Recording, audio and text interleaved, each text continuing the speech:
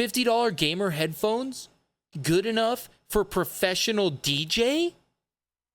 These $50 headphones are good enough to mix and master music? These $50 headphones will make you sound just like Jauz. $50 headphones. So Matt sent me these like almost like 7 Lions-y kind of super saw chords. It's kind of cool. I'll take off all the processing so you can hear them.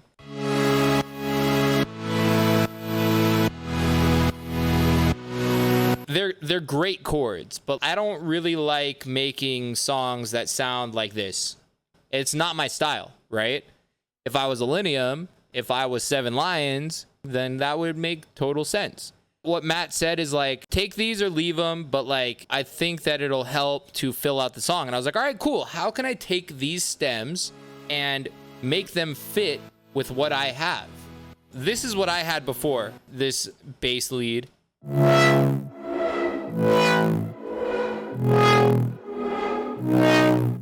So obviously you can tell my bass is much shorter, right? It's like, and it's actually more than just side chaining. There's also a filter on it, because if you listen to my bass, it plays once and then it has like this reverb thing that happens, right? You know what I mean? So I wanted the chords to emulate that. So let me turn off the filter, and it's just the volume shaper, and you can see what it sounds like.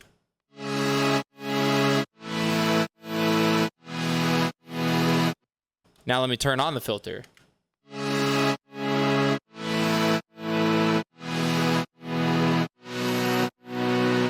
So the second time that the chords come around, they're actually really filtered, which like makes it almost emulate that reverb thing that happens. So when you play them together,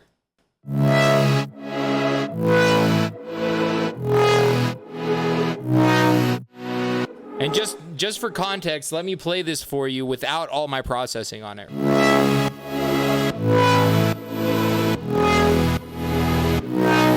Way too much. Now,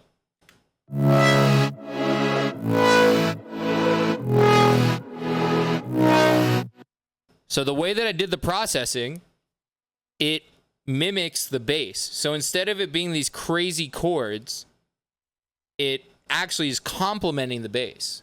Someone asked if this was the piano from their demo, and it is not. It's just the M1 grand piano from Korg.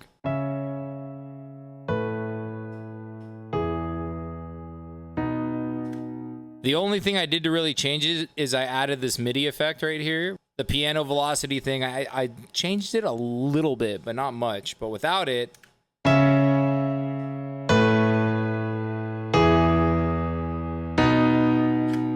the piano is super aggressive, but you add this, and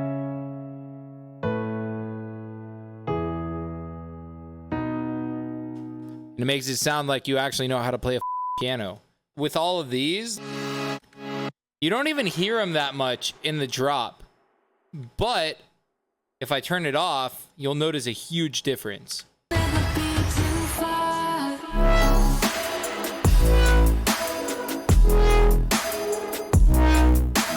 And then with,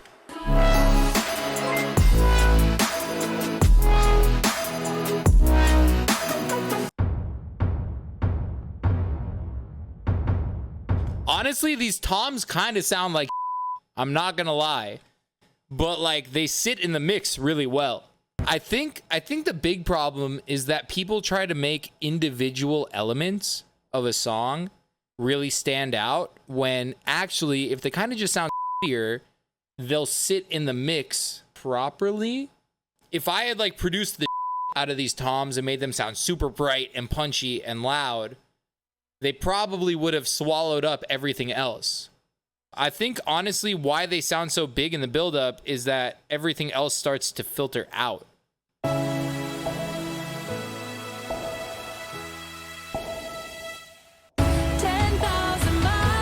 So then it gives more room for the toms or timpanis to sound louder. 10,000 miles apart. When I play the kick through my monitors or the song through my monitors, the kick sounds super present. In the headphones, not so much. Some producers would be like, oh, well, who cares? It sounds good on the monitors, but I'm actually much more concerned about what it sounds like in here. Oh, that's funny. The EQ8 actually creates a massive bump in the low end. That's crazy. This is a really good lesson on EQing, guys. So you see I'm rolling off at 25 hertz, right? So technically it shouldn't be doing anything to the kick. But the way that EQing works, if you're not using a linear EQ, is that when you roll that off, it's actually going to create a spike of frequencies wherever it's rolling off. So listen to the kick with this on. Now off.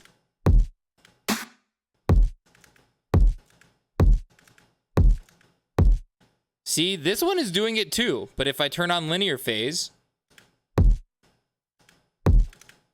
now it doesn't do it. Boom. Boom. First, I just want to solo the sub bass and the kick and see how that sounds. I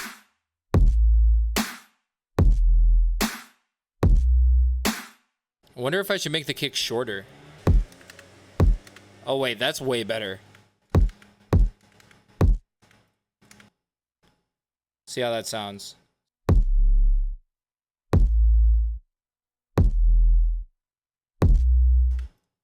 I definitely think shorter is better. Now let's listen to it in context with the whole song.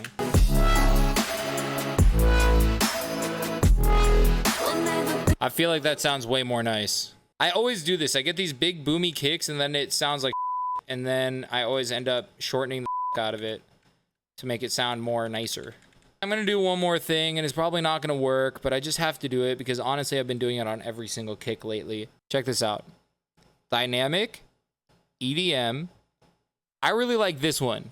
Kick 4, mid scoop and click control.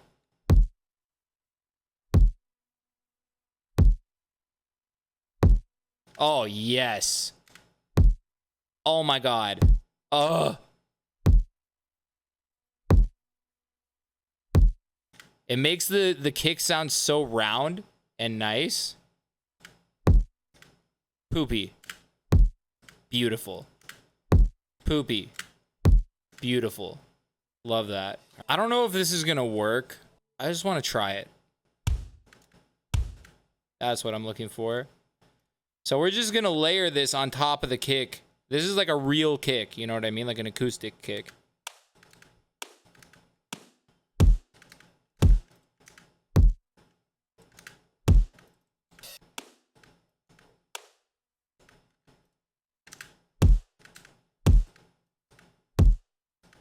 And then maybe actually add like a reverb to it.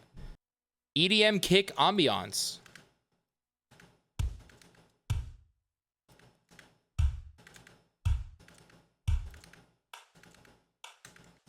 And honestly, it's kind of doing what I want. You don't hear it in the mix, but it is helping the kick just like pop through just a little bit.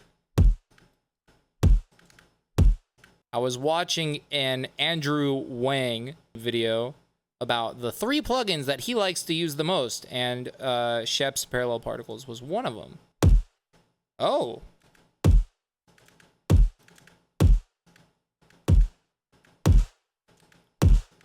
Oh.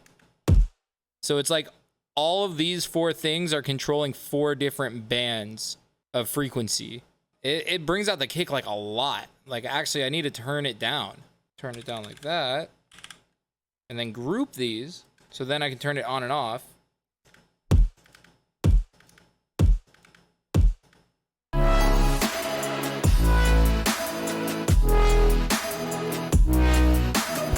I think right there, that's what the kick needed.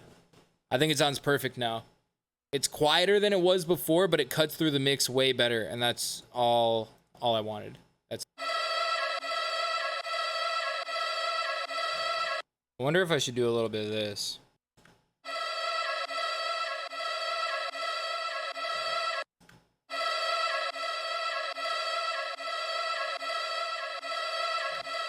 Yeah, that's nice. Like that.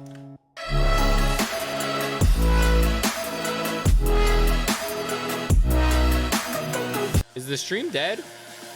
Are you guys here?